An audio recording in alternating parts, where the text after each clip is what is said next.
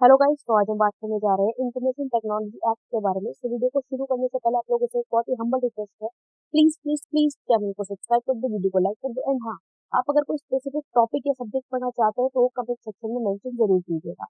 So let's start. तो देखो, introduction पढ़ते हैं कि हमारा ये इंफॉर्मेशन टेक्नोलॉजी एक्ट 2000 है, ये आया कहाँ से था। ये एक्ट इंडियन पार्लियामेंट ने 17 अक्टूबर 2000 को इंडिया ने नोटिफाई कराया था। इसका की प्राइमरी मकसद क्या है, किससे डील करना है? Cyber crime and electronic commerce से डील करना ही इसका प्राइमरी मकसद है, पहला मकसद है। अब ये जो बिल है, ये 2000 के बजट सेशन में हमारे प्रेसिडेंट NR नारायण ने 9 मई 2000 को पास किया था।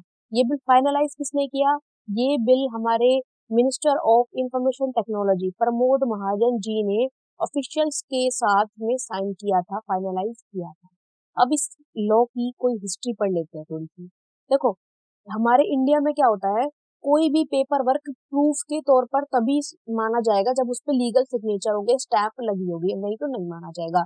अब इस वजह से क्या हुआ, जो ई कॉमर्स और ई कॉमर्स थे ना, उसमें कुछ लीगल चेंजेस बहुत ज्यादा जरूरी हो गए। ई कॉमर्स बढ़ता जा रहा है इंडिया में, अब उसके लिए हमें कुछ लीगल चीजें भी तो रखनी पड़ेंगी ना, ताकि लोगों को फ्रॉड से बचाया जा सके। तो गवर्नमेंट को रियलाइज हुआ कि हमें एग्जिस्टिंग लॉ में कुछ अमेंडमेंट्स करनी चाहिए और इलेक्ट्रॉनिक रिकॉर्ड को लीगल रिकॉग्निशन देनी चाहिए कि जो इलेक्ट्रॉनिक रिकॉर्ड्स है वो भी एज अ प्रूफ माने जाने लगे कोर्ट में। ठीक है, तो लीगल रिकॉग्निशन जैसे इलेक्ट्रॉनिक रिकॉर्ड को इलेक्ट्रॉनिक सिग्नेचर्स को दिया गया, तो हुआ क्या, हमारे जो इलेक्ट्रॉनिक मीडिया जैसे कि इंटरनेट के थ्रू जो कॉन्ट्रैक्ट किए जा रहे थे ना, उसमें भी लीगल राइट एंड ऑब्लिगेशंस आने लग गई। फॉर एग्जाम्पल, अगर मैंने किसी भी अमेजोन से, फ्लिपकार्ट से या किसी भी अलग साइट से कोई सामान मंगवाया है, तो और मैंने पैसे भी दिए हैं, और तो उनका ऑब्लिगेशन क्या बनता है, उनका राइट क्या बनता है कि वो मेरे तक सामान सही सलामत डिलीवर करें। अगर वो डिलीवर नहीं करते हैं और मेरे साथ कुछ गड़बड़ होती है, फ्रॉड होती है, तो इस लॉ के थ्रू मेरे पास राइट है कि मैं उनके खिलाफ कंप्लेंट करूं। ठीक है, क्यों? क्योंकि मेरे पास जो प्रूफ है ना, अब वो लीगल है। अब यहाँ पर इसी सब चीजों से क्या हुआ, आईटी बिल का जन्म हुआ। आईटी बिल आया 1999 में, जिसको कि 2000 में फाइनलाइज किया गया था। अब हम इसके ऑब्जेक्टिव्स पढ़ते हैं। ऑब्जेक्टिव्स क्या है? लीगल रिकॉग्निशन, ई कॉमर्स को लीगल रिकॉग्निशन देना, उनके द्वारा की हुई ट्रांजेक्शन्स को लीगल बनवाना। सेकेंड आता है legal recognition to digital signature, किसी भी डिजिटल सिग्नेचर को लीगल रिकॉग्निशन देना ताकि हम इंफॉर्मेशन को ऑथेंटिकेशन कर सके कि जो दी गई इंफॉर्मेशन है वो सही है या गलत है। फिर आता है electronic filing of document with government, government के थ्रू, गवर्नमेंट से किसी भी डॉक्यूमेंट को फाइल कराना। हम क्या होता है, आधार कार्ड ऑनलाइन बनवा लेते हैं, टैक्स की रिटर्न जो होती है ऑनलाइन फाइल कर देते हैं, जीएसटी जो है ऑनलाइन भर देते हैं। कब कर देते हैं? क्योंकि अब लीगलिटी होने लग गई है, डिजिटल सिग्नेचर्स आ गए हैं, इसलिए हम ऐसा कर सकते हैं। ठीक है, कोई भी एप्लीकेशन देते हैं तो वो भी हम ऑनलाइन पोर्टल पे जाके दे देते हैं। फोर्थ आता है to facilitate electronic storage of data, data को इलेक्ट्रॉनिकली स्टोर करना। लैपटॉप में डाल लेते हैं ना, हम फोटोज डाल लेते हैं, ऑडियोज डाल लेते हैं, वीडियोज डाल लेते हैं, etcetera. To give legal sanction to electronic fund transfer, bank के थ्रू या अदर इंस्टीट्यूशंस के थ्रू फंड्स को इलेक्ट्रॉनिकली ट्रांसफर करना, पैसे ऑनलाइन पेमेंट्स कराना, ये भी हमारा सब इंफॉर्मेशन टेक्नोलॉजी एक्ट के अंदर आता है। ठीक है, ये भी इसका एक बहुत ही महत्वपूर्ण ऑब्जेक्टिव था। फिर legal recognition to banker for making account in electronic form, electronic form में अकाउंट खुलवाने के लिए लीगल रिकॉग्निशन देना। देखो, कोटक बैंक है और अपना आईसीआईसी बैंक है, और भी बहुत सारे बैंक है। अब इन लोगों ने क्या करे, ऑनलाइन भी हम अकाउंट खुलवा सकते हैं। ठीक है, तो ये सब भी इसी का ऑब्जेक्टिव के अंदर आता है। फिर अब बढ़ते हैं स्कोप। ये जो आईटी एक्ट है, ये किस किस चीज को कवर करता है? ये एक्ट जो है पूरे इंडिया में कवर होता है, पूरे इंडिया के अंदर आता है, सिवाय आउटसाइड इंडिया के। ठीक है, सिर्फ और सिर्फ इंडिया के अंदर ही आता है, बाहर की किसी कंट्री के अंदर ये एक्ट एप्लीकेबल नहीं है। ये एक्ट सभी negotiable instrument, bill of exchange वगैरह सबके ऊपर एप्लीकेबल है, बस चेक के ऊपर एप्लीकेबल नहीं है। ये पावर ऑफ अटॉर्नी के अंदर भी आता है। ये जो हमारी विल होती है, मूवीज में देखा है ना कि फादर अपने बच्चों के लिए विल बना के जाता है, ये विल के अंदर भी आती है, विल पे भी एप्लीकेबल होती है। ये इमूवेबल प्रॉपर्टी, लैंड हो गया, अपना प्लांट हो गया और अपना बिल्डिंग हो गई, इन सब के सेल के कॉन्ट्रैक्ट के अंदर भी एप्लीकेबल है। ये जो ट्रस्ट होती है ना, इंडियन ट्रस्ट एक्ट के अंदर जो ट्रस्ट आती है, उनके लिए भी एप्लीकेबल है। ये किसी भी सेंट्रल गवर्नमेंट के द्वारा नोटिफाई किए गए डॉक्यूमेंट, जो कि सेंट्रल गवर्नमेंट ने बता दिया अपने गजट में कि भाई ये आज से इस एक्ट के अंदर आएगा, तो उसमें भी एप्लीकेबल हो जाएगा। अब हम एक्ट के बारे में आगे कुछ पढ़ने से पहले डेफिनेशंस पढ़ते हैं। कुछ डेफिनेशन नहीं आएंगे तो मैं देखो बाकी की चीजें समझ में भी नहीं आएंगी। तो सबसे पहले सेक्शन 21A के अंदर एक्सेस क्या होता है? एक्सेस ग्रामेटिकली वर्जन में हम देखें तो एक्सेस का मतलब होता है गेनिंग एंट्री इनटू, किसी भी चीज में एंट्री लेना, किसी भी चीज में हमें जो है हम एक्सेस मिल जाता है उसको यूज करने का, तो वो हमारा एक्सेस कहलाता है। गेनिंग एंट्री इनटू इंस्ट्रक्टिंग और communicating with logical arithmetic memory function resources of a computer, किसी भी कंप्यूटर की को इस्तेमाल करने का जब हमें एक्सेस मिल जाता है लॉजिकल या अरिथमेटिक या किसी भी फंक्शन में, तो वो एक्सेस कहलाता है। ये एक तरह का अधिकार होता है किसी भी चीज को इस्तेमाल करने का।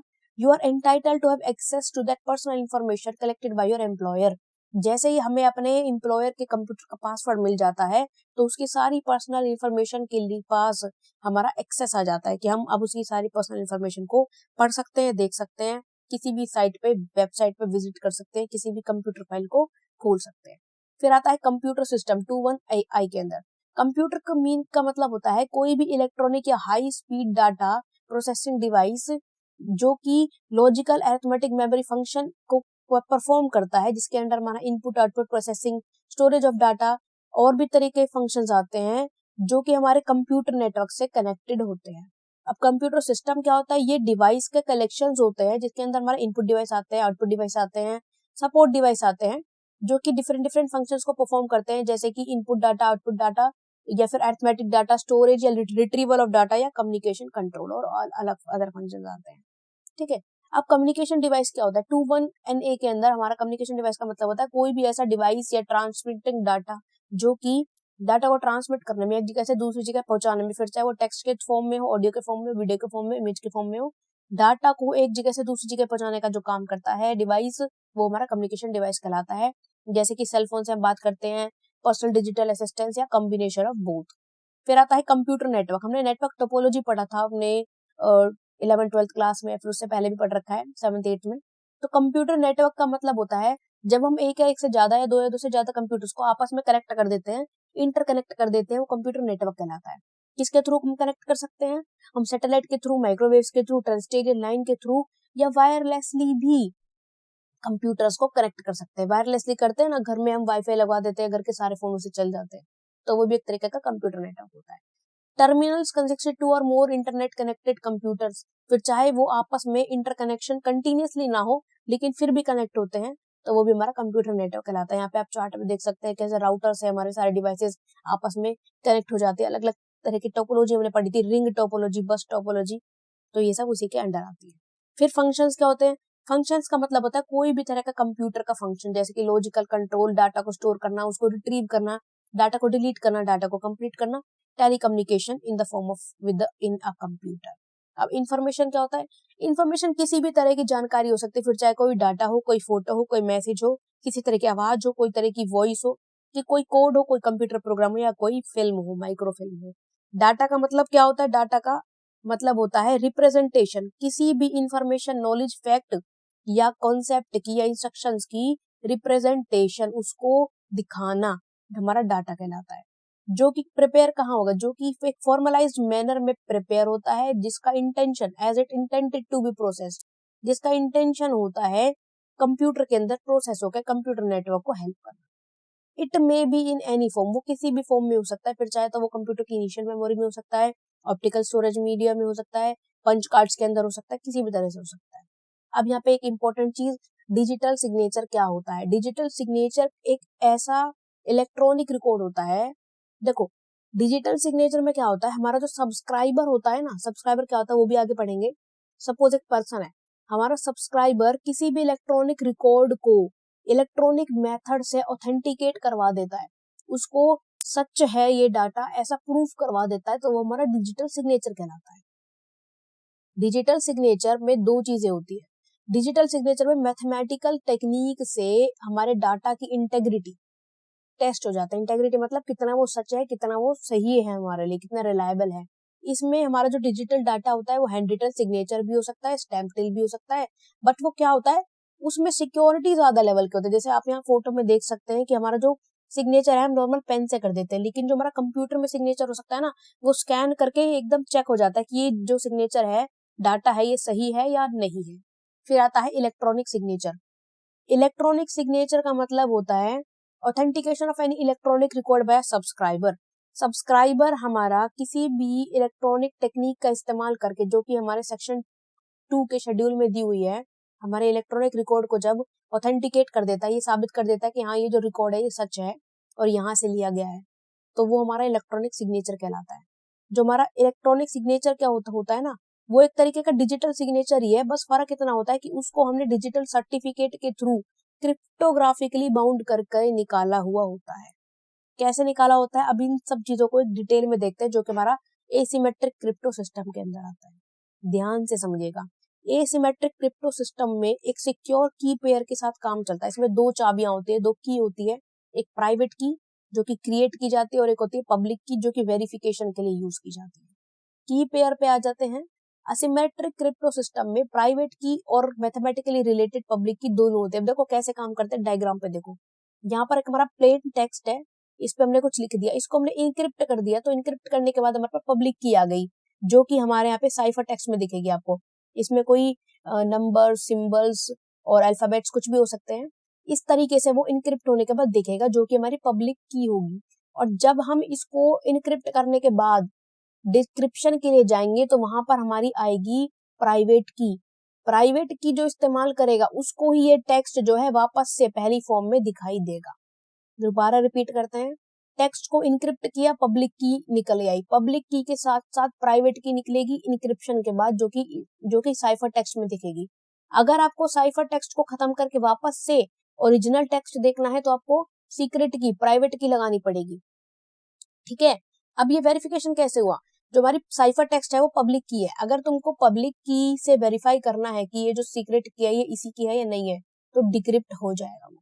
ठीक है, अगर तुमने सही प्राइवेट की लगाई है तो तुम्हें मैसेज दिख जाएगा, और गलत प्राइवेट की लगाई है तो मैसेज नहीं दिखेगा। अब नेक्स्ट आता है हमारा सिक्योर सिस्टम। सिक्योर सिस्टम का मतलब हमारा कोई भी कंप्यूटर हार्डवेयर, सॉफ्टवेयर या प्रोसीजर होता है जो कि हमारे कंप्यूटर को अनऑथराइज एक्सेस या फिर मिसयूज से बचाता है और हमें रीजनेबल लेवल ऑफ रिलायबिलिटी देता है कि जो भी हम अपने कंप्यूटर में काम कर रहे हैं वो ऑपरेशन, वो काम जो है करेक्ट होगा। Are reasonably suited to performing the intended function, जो फंक्शन हम उसमें परफॉर्म कर रहे हैं वो रीजनेबली हो, और adhere to generally accepted security procedures. जो हमारा कंप्यूटर हार्डवेयर है, सॉफ्टवेयर है, वो दिए गए सेफ्टी प्रोसीजर्स के अंदर ही काम कर रहा है, किसी भी लॉ को तोड़ नहीं रहा है।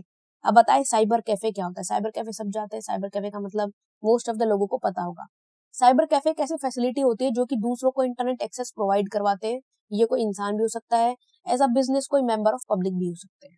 यहाँ पर जो ओरिजिनेटर होता है वो इंसान होता है जो कि बिना किसी इंटरमीडिएट डायरेक्टली एक इंसान से दूसरे इंसान तक मैसेज को पहुंचाता है, जनरेट करता है, ट्रांसमिट करता है। और सर्विस प्रोवाइडर कौन होता है? सर्विस प्रोवाइडर कोई भी इंडिविजुअल, प्राइवेट कंपनी, एजेंसी या बॉडी ऑफ कॉर्पोरेशन होती है जो कि सेंट्रल गवर्नमेंट की परमिशन के बाद जनता को इलेक्ट्रॉनिक मीन्स के द्वारा सर्विस प्रोवाइड करवाती है, जैसे कि जियो है, एयरटेल है, वोडाफोन है और भी बहुत सारी कंपनीज है। ये सर्विस ही तो देती है, नेटवर्क सर्विस देती है। साइबर सिक्योरिटी क्या होता है? साइबर सिक्योरिटी का मतलब होता है हमारे इंफॉर्मेशन, इक्विपमेंट, डिवाइस, कंप्यूटर को प्रोटेक्ट करना। किससे? अनऑथराइज एक्सेस से, गलत इस्तेमाल से, किसी भी तरह के डिस्क्लोजर से। डिस्क्लोजर मतलब जानकारी को बाहर आने से, डिसरप्शन से, रुकावट से, मॉडिफिकेशन बदलाव से, और डिस्ट्रक्शन माने खत्म, तबाह होने से। इंटरमीडियरी कौन होता है? इंटरमीडियरी हमने पढ़ा था साइबर कैफे वाले पॉइंट में। इंटरमीडियरी कोई भी एक ऐसा इंसान होता है जो कि किसी दूसरे इंसान के बिहाफ पर इलेक्ट्रॉनिक रिकॉर्ड को रिसीव कर रहा है, स्टोर कर रहा है, ट्रांसमिट कर रहा है, और फिर उसी रिकॉर्ड के थ्रू सर्विस प्रोवाइड कर रहा है। किसको सर्विस प्रोवाइड करा रहा है? फिर चाहे वो टेलीकम्युनिकेशन सर्विस प्रोवाइडर हो, फिर चाहे वो वेब होस्टिंग सर्विस प्रोवाइडर हो, इंटरनेट सर्विस प्रोवाइडर हो, सर्च इंजन हो, या पेमेंट साइट्स हो, कोई भी हो। अब देखो हमारी जो पेमेंट साइट्स होती हैं वो हमारे डाटा को रिसीव करती हैं, जैसे कि गूगल पे मैंने अपनी इन्फॉर्मेशन डाल दी और जिसको मैं पैसे भेजना चाहता हूँ उसकी इन्फॉर्मेशन डाल दी, फिर वो इन्फॉर्मेशन कलेक्ट करेगा ना हमारे लिए, वो इन्फॉर्मेशन को स्टोर कर रहा है, कलेक्ट कर रहा है, और बाद में क्या करेगा? सर्विस प्रोवाइड करेगा, बाद में हमारी पेमेंट को ट्रांसफर करवाएगा। So thank you so much guys. आगे भी इसका पार्ट 2 भी है, तो वीडियो में बने रहिएगा और देखिएगा जरूर चैनल पे जाकर, and please like, share and subscribe.